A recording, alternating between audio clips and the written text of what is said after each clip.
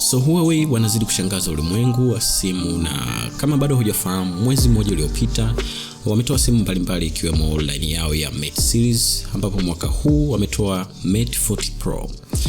Ingawa simu hii imetoka ikiwa haina Google service kama nilivyoelezea hapo nyuma, simu hii imepata mashabiki wengi na kuvunja rekodi mbalimbali, ikiwemo simu yenye kamera nzuri kuliko zote mwaka 2020. Hata hivyo bado swala la kufungiwa na Marekani linaendelea. Hii inazidi kuwapush Huawei mbali na tegemezi za makampuni mengine, na hivi sasa tunavyoongea Huawei wamefanikiwa kuandaa app yao ambayo itaziba pengo la app ya Google Maps na Google Search Engine, ambayo wengi tunafahamu ni muhimu haswa kwenye swala la usafiri mjini na mambo kama hayo. So app yao inaitwa Huawei Petal Search, ambayo kazi yake ya kwanza kabisa ilikuwa ikitumika kwa ajili ya kutafuta app ambayo unaitaka, ambayo pengine kutokana na Play Store kutokuwepo unashindwa kuipata, lakini kutumia hii ungeweza kuinstall kwenye simu yako kwa haraka na kwa usalama.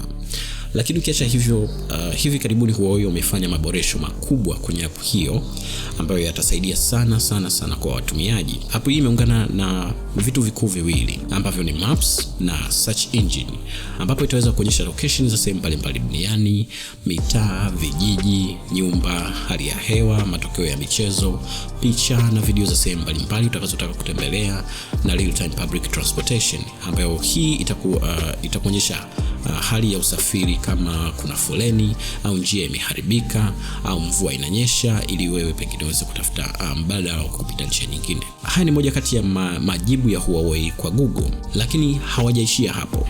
Kama unavyofahamu, simu nyingi za Android zinakuwa na apps ziitwazo Google Docs, ambazo hizi apps ni muhimu sana kwa watu wanaotumia kutengeneza na kuhifadhi documents mbalimbali, labda za kikazini na vitu kama hivyo. Kwa hiyo Huawei nao wamekuja na Huawei Docs, ambayo ukiwa na simu ya Huawei hautahangaika tena kutafuta apps za design hiyo. Lakini ukiacha hivyo, bado wanaendelea kutengeneza apps kila siku, ambazo mwisho wa siku wanadai hautakuwa na haja ya kutegemea Google Apps kwa asilimia kubwa.